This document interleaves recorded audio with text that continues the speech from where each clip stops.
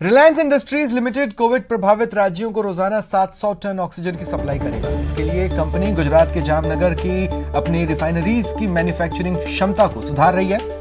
ये ऑक्सीजन राज्यों को बिना किसी पैसे के मुफ्त में दी जाएगी।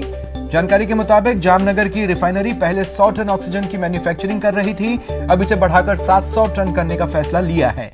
जिन राज्यों में इसकी सप्लाई होगी उसमें गुजरात, महाराष्ट्र और मध्य प्रदेश प्रमुख हैं। यहां पर रोजाना 70,000 से ज्यादा मरीज आ रहे हैं। इनमें से काफी संख्या में लोग सीरियस भी हैं।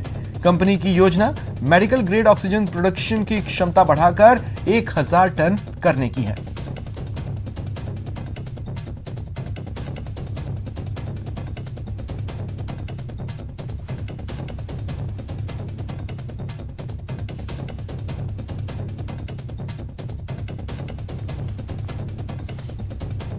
कोरोना से प्रभावित राज्यों की आरआईएल मदद करेगा। हर दिन 700 टन ऑक्सीजन की सप्लाई होने वाली है। महाराष्ट्र, मध्य प्रदेश और गुजरात पर फोकस रहेगा और राज्यों को ये ऑक्सीजन मुफ्त में दी जाएगी। सबसे पहले महाराष्ट्र को 100 टन ऑक्सीजन दी जानी है। गुजरात की जामनगर रिफाइनरी से ये सप्लाई की जाएगी।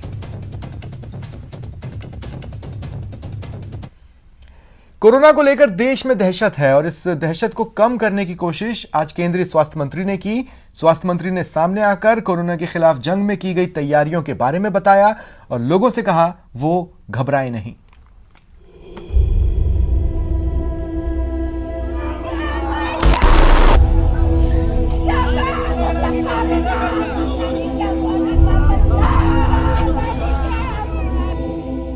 बिगड़ते हालातों और कोरोना के लगातार बढ़ते संक्रमण के बीच तैयारियों की जानकारी देने मंगलवार को केंद्रीय स्वास्थ्य मंत्री डॉक्टर हर्षवर्धन खुद सामने आए और कोरोना को रोकने की कवायद के बारे में एक एक कर बताया और घबराने से बचने की सलाह दी।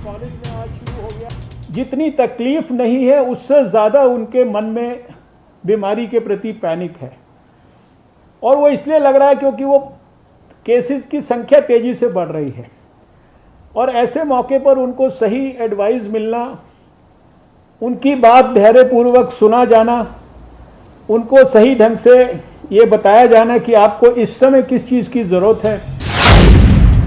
डॉक्टर हर्षवर्धन ने कहा कि इस मुश्किल वक्त में पीएम मोदी खुद कोरोना योद्धा की तरह काम कर रहे हैं और हर स्थिति पर नजर बनाए हुए हैं।